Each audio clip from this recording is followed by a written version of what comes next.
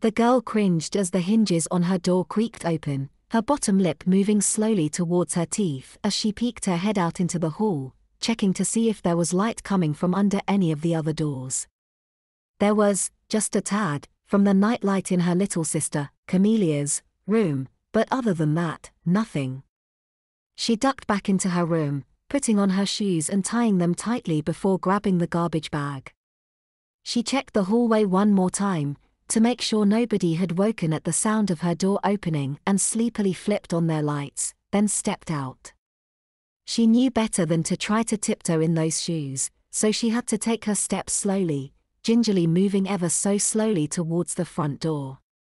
She was about halfway there when she realized that she should have shut her bedroom door behind her. If anyone happened to glance into her room, it would be obvious she wasn't there, and if they stuck their heads just a little further in, they'd be able to notice the lack of light coming from under the door of her private bathroom.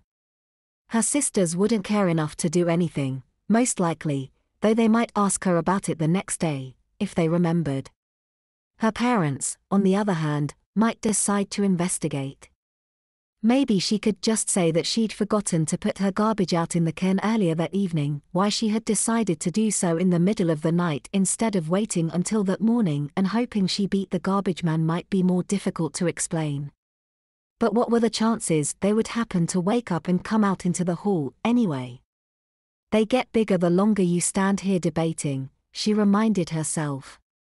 And besides, if they did wake up, they'd probably hear somebody wandering through the house, so perhaps seeing that her door was open would assure them that it was just her, searching for a midnight snack or something.